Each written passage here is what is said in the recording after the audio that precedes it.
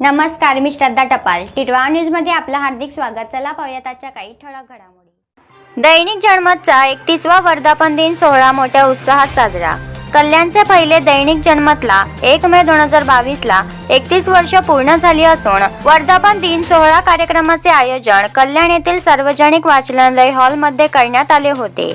यावेळी कार्यक्रमाला आमदार विश्वनाथ भोईर, माजी आमदार जगन्नाथ शिंदे, माजी महापौर रमेश जाधव, ठाणे जिल्हा पत्रकार संघाचे अध्यक्ष संजय पितळे, ज्येष्ठ पत्रकार दामुभाई ठक्कर, प्रशांत मुलेरकर, अण्णा बेटावादकर, भिकू बारसकर, दैनिक जनमतचे संस्थापक संपादक तुषार राजे, संपादक तेजस राजे यांच्यासह पत्रकार व वाचक मोठ्या संख्येने उपस्थित होते. यावेळी ज्येष्ठ पत्रकार व वयाची 100 पूर्ण करणारे दामुभाई ठक्कर व प्रशांत मुलेरकर यांचा सत्कार करण्यात आला. आमदार विश्वनाथ भोईर, माजी आमदार जगन्नाथ शिंदे, आगरी समाजाचे ठाणे जिल्हा अध्यक्ष चंद्रकांत ठाणकर, कोळी समाजाचे उपनेते देवानंद भोईर, माजी महापौर रमेश जाधव इत्यादींनी दैनिक जनमतच्या वर्धापन दिनानिमित्त शुभेच्छा दिल्या. कार्यक्रमाचे सूत्रसंचालन डॉक्टर गिरीश लटके यांनी केले, तर प्रस्तावना संपादक तुषार राजे यांनी केली.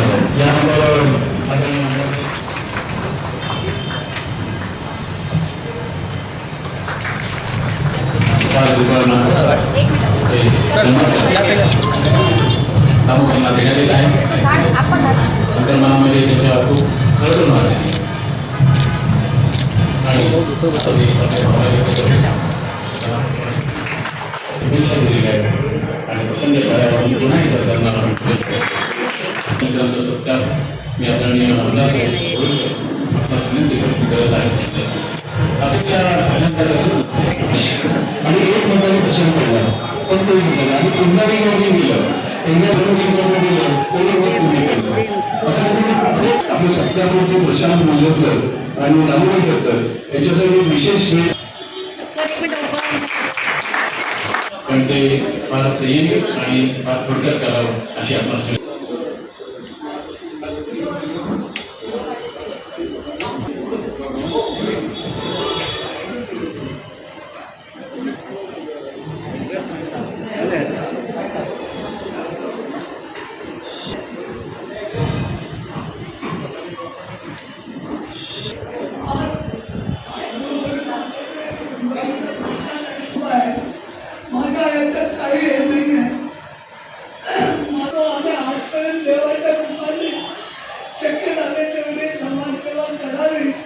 पण एक समाजसेवेचे मोठं म्हणून त्यांनी सत्कार होतोय. तोही सार्वजनिक वाचनालय आणि तोही जनमत रवीची महापौर असताना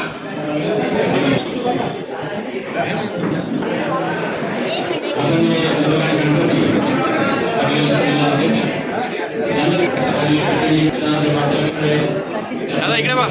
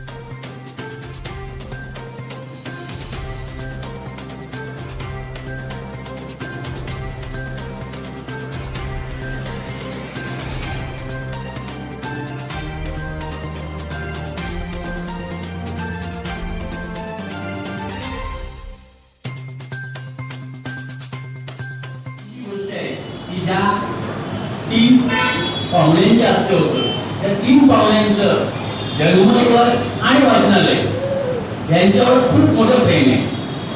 आज अनेकांना आठवत नसेल, परंतु ह्या ग्रंथालयाचं डिजिटलायझेशन करण्यासाठी जे कॉम्प्युटरायझेशन आम्ही केलं होतं, त्या कॉम्प्युटरायझेशन करण्यासाठी रमेशजी महापौर असताना एका अधिकाऱ्यांनी चॅलेंज दिला होता की मी हे करून देणार नाही. त्यावेळेला मी पत्रकार असल्यामुळे मी त्यावेळेचा पूर्ण हे आहे की त्या माणसाच्या नाकावर टिचून त्या काळी 2.5 लाख रुपयाचं कॉम्प्युटरायझेशन रमेशजींनी या वाचनालयाचं करून दिलं होतं. आजही त्याचा शिला इकडे आहे, खाली बघू शकाल. आणि तो जो माणूस जो रमेशजींच्या हस्ते हे होऊ नये असं म्हणणारा आज कुठे आहे ते मी सांगत नाही, पण बहुतेक इथे पत्रकार आहेत, सगळ्यांना माहिती आहे तो माणूस कुठे आहे. आणि त्यावेळेला त्यांनी मला सांगितलंय रमेशजी जोर आहे महापौर तोवर मी हे करून देणार नाही.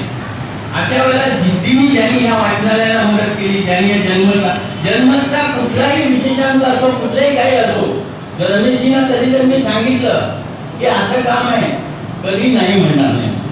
अक्षरशः त्या काळी तुम्हाला माहिती असेल रमेशजी चांगली कार चालवतात. मला कानून कुठे कुठे मिळून त्यांनी बातम्या मला दिलेल्या आहे. अशा रमेशजींच्या हस्ते मला करायचं. त्याचप्रमाणे शिंदे साहेबांचं आणि माझ्यावर इतके आहे. बऱ्याच वर्षापर्यंत पत्रकारिता शब्द मी ऐकत होता. कारण ज्या गावामध्ये मी राहतो त्या गावाचा आणि त्यांना संबंध फक्त बाजारात नव्हता. पत्रकार म्हणून काय असतं, पत्रकार म्हणून काय असतं मी कल्पनेचा मनाला शिकू सुद्धा नव्हतो. पण पहिले पत्रकार कोण आमच्या त्यानंतर माझ्या शाळेचा राहत होतो आणि तिथे माहिती कळत इथे कोणी अण्णा बोलायचं नाव पत्रकार राहतो. त्यांनी बघलं पत्रकारमध्ये एखादा दुकान माणूस असतो, सरकार असेल. पण जेव्हा पहिल्यांदा अण्णाला बघितलं आणि काहीतरी गावामध्ये घटना घडली होती आणि मी सायकलवरती अण्णाची भेट सोडून आलो होतो. तोपर्यंत आणलं होतं म्हणजे पहिल्या पत्रकार मला भरपूर काय आणणार. त्याच्यानंतर ज्ञानोबा संस्कृतीचा स्वतःकडून झालो. त्यानंतर पहिल्यांदा पुढे पत्रकार बदलाव प्रसंगी बनले. माझी सरकारपर्यंत पैसे लागू प्रसंगी एक छोटासा आकडा केला होता. त्याची बातमी करून योगाने संसदेत असल्यामुळे दुसरा राज्याचा समारोह आला. सर्वच लोक पत्रकारिता सत्तांनी समाजाला प्रयत्न केलं, राजकारणात समाजकारणात पूर्णपणे दाखवावं. आज बराचसे आनंद वेळात मी भारतामध्ये तो आता पत्रकारिता आणि प्रवासात खरं तर पत्रकारिता बदल झालेला होता. विचार करून त्या पत्रकारांना त्यांची 31व्या वर्धापन सोहळ्यासाठी उपस्थित असलेले माजी आमदार जिल्हा राष्ट्रवादीचे अध्यक्ष आणि all India druggist and chemist असोसिएशनचे अध्यक्ष आणि जनमतचे सर्व उपचिंतक माननीय आप्पासाहेब शिंदे, कल्याणचे आमदार शिवसेनेचे शहर प्रमुख कृष्णनाथ गोळे, कल्याणचे माजी महापौर रमेशजी जाधव, ठाणे अध्यक्ष आणि माजी मंत्री संजय कुलकर्णी, आजचे सत्कार मंत्री शतायुषी दादाभाई खोतकर आणि माझे जवळचे मित्र प्रशांत उमरकर, तसेच ठाणे जिल्हा पत्रकार संघाचे माजी अध्यक्ष तालुका ठक्करी ठाणे जिल्हा पत्रकार संघाचे माजी अध्यक्ष होते आणि ज्येष्ठ पत्रकार अण्णा विनायक पेटारकर हे सुद्धा ठाणे जिल्हा पत्रकार संघाचे माजी अध्यक्ष होते. यांच्यासह या कार्यक्रमासाठी उपस्थित असलेले जगन्नाथ चैतन्यचिंतक, वाचक, पत्रकार मित्र, खरं तर 2-3 वर्षाच्या कोरोनामुळे सर्व कार्यक्रम करायचं की नाही अशा विभागाने सुद्धा आले होते. पण आमचा दरवर्षी वर्धापन सोहळा आम्ही आचार्य नाट्यगृहात करतो. प्रत्येक वर्षात तो थांबला होता आणि ह्या वर्षी सुद्धा कार्यक्रम करायचा की नाही नको पण पिकू पारस्कर यांनी त्यासाठी पुढाकार घेतला आणि किंवा पारस्करांमुळेच आजचा कार्यक्रम होत आहे. आणि मग कार्यक्रमाचा निमित्त म्हणून कल्याण शहराचे शतायुषी पत्रकार दामोदर 100 वर्ष त्यांनी पूर्ण केले आणि प्रशांत मुंजेकर याचा सत्कार करावा. जन्माचे नष्ट पत्रकार आणि जन्माचे नवीन पत्रकार असं म्हणूया त्याचा सत्कार करूया. आता मुलाची दाखवणी सांगितलं की दामोदर ठक्कर संजय कुत्रे यांनी घरासाठी काम केलं आणि आज आमदार आणि आपासाहेब पूर्वी त्यांच्यासमोरच होत आहे की ठाण्याच्या पुढे जे पत्रकार आहेत त्यांना कधीही घरं मिळालेली आहे. आपण दामोदरांचं उदाहरण घेतलं तर दामोदर बदलापूर साहेब यांच्या तुमची 4 पडली म्हणजे 10 वर्षाचं भाडवलं आहे. पण कल्याण शहरातल्या एकाही पत्रकाराला शास्त्रीय पत्रकारांना कधीही घर मिळाले किंवा बाहेरच्या कुठच्या पत्रकारांना मिळालं नाही. आज संजय कुत्रे यांनी पुढाकार घेतला. त्यावेळेचे पालकमंत्री रमेश नाईक शिवसेनेचे जिल्हा आनंद दिले त्यांच्या सहकार्याने ठाण्याच्या पत्रकारांना घर मिळाली म्हणून त्यांच्या सोसायटीवर नाव सुद्धा गणेशांना सोसायटीचं नाव दिलं आणि आज चांगल्या ठिकाणी घडवलं आहे. काही पत्रकारांना अजून घर मिळालं त्यांच्यासाठी समाजसेवा करता येईल त्या दृष्टीने पत्रकार असेल ना तर समाजसेवा चांगल्या रीतीने करता येते. एक आपल्या हातात काय असतो त्याच्यामुळे लोकांना पुढे जायला मिळालं म्हणून ते करत होतो आणि आजपर्यंत देवाच्या रूपाने शक्य झाले तेवढी समाजसेवा करावी ही दीक्षा माझी आहे. महत्वाचं आहे आणि त्याच्या वेळेला ही मंडळी त्याला भागून त्यामध्ये काम करत होतं आणि त्याच्यामध्ये जे काही त्यांनी समाजसेवा त्यामध्ये खरं जाणं लागलं तर कोणी केलं असेल ते पत्रकारांनी केलं ते त्या वृत्तपत्रकारांनी केलं आणि त्यामुळे कुठेतरी समाज जागृत केला. कुठेतरी एक शेर आहे मला वाटलं त्या अकबर इलाहीचा जर ज्या वेळेला कुठली कमान किंवा तोफ जेव्हा कमी पडतात तेव्हा त्यांनी म्हटलं की तुम्ही अखबार निघालो किंवा पत्रकार आले पाहिजे. आणि आज पत्रकारितेमध्ये मला मी आमच्या राजेसाहेबांना धन्यवाद देण्यासाठी की 31 वर्ष प्रामाणिकपणे अशी पत्रिका चालवण्यावर लोक नाही आहे. हा कुठेतरी एखादी किमया करावी लागते किंवा चमत्कार करावा लागतो किंवा काही गोष्टी कराव्या लागतात. आज असं म्हटलं जातं पत्रकारांच्या बद्दल न इनकी दोस्ती अच्छी न इनकी दुश्मनी अच्छी कारण यांच्यासमोर कोणी बरोबर घाबरतात आणि आज पत्रिका सुद्धा खराब म्हणजे पत्रकारितेमध्ये चुकीचे लोक घुसले आणि कुठेतरी बाहेरची मंडळी याच्यामध्ये येऊन गेलो जनता झालंय सर्वसामान्य माणसं पण घाबरायला लागले कारण कुठेतरी ब्लॅक मार्केटिंग या लोक आलेली आहे आणि त्यामुळे लोक घाबरायला पाहिजे म्हणून माझ्या लोक इतकी दोस्ती द्यायची नाही दुश्मनी घ्यायची तर हे नको आहे. आजही जे काही सामाजिक प्रश्नाचा आपण हा खरा उळापोळा करायचा असेल तो प्रामाणिकपणे करायला मला घडवायचं काम साने गुरुजींची संस्कृती शिकवणारा जर मला कोण असेल माझ्या बाल्यावर तर नाना भेटावत करत. आमच्या कल्याणपूरमध्ये मला आठवत आहे की 1960 ते 62-65 पर्यंत आमच्या शाखा चालायच्या आणि त्यातून जे काही शिकलो किंवा जे काही संस्कार आम्हाला मिळाले ते आम्हाला भेटावत करते. आज पत्रकार दिन आहे आणि मला त्या बऱ्याचशा विषयावरती ती चर्चा झाली. दामोबाईंचं उदाहरण देताना एक गोष्ट स्पष्ट आहे की पत्रकारितेमध्ये प्रामाणिक समाजसेवा केली म्हणून त्यांचं ते 27 झाले 100 वर्ष झाले आणि जर खरोखर कोणाला 100 वर्षापेक्षा जास्त जगायचं असेल तर त्यांच्यासारखं प्रामाणिक समाजसेवक बनलं पाहिजे तर आपण बघू शकतो. आपण बऱ्याचशा चर्चा केला अण्णाने एक मुद्दा काढला की ठाण्यामध्ये एकजूट आहे अमुकपणे आमच्या कल्याणमध्ये एकजूट दिसत नाही. आजही स्वातंत्र्य मिळाल्यानंतर किंवा स्वराज्य संस्था स्थापन झाल्यानंतर कल्याणमध्ये पण मला वाटतं महानगरपालिका 1955 आली कल्याण नगरपालिका त्यामुळे काही मिळत नाही. अशा वेळेला एकच आहे की प्रत्येकाने जर आपले राजकीय अंगारके किंवा जे काही आपण परिधान आम्ही करतो त्या अंगारके जर बाजूला साधले आणि आपल्या खऱ्या अर्थाने ज्या काही सर्वसामान्य लोकांना लागणाऱ्या गोष्टी आहेत त्या जर आपण निर्माण केल्या तर कुठेतरी चांगलं होऊ शकतं. आपण स्वातंत्र्य काळामध्ये पाहिलं की पत्रकारिता सामान्य लोकमान्य कैलासवासी लोकमान्य टिळकांचं उदाहरण घ्या किंवा मराठा काळाच्या आचरणचं घ्या की सेनापती जेव्हा जेव्हा देशाला स्वतंत्र मिळायचं होतं किंवा आपण एक अभ्यास आमदार म्हणून त्यांची गणना महाराष्ट्रामध्ये होत असते.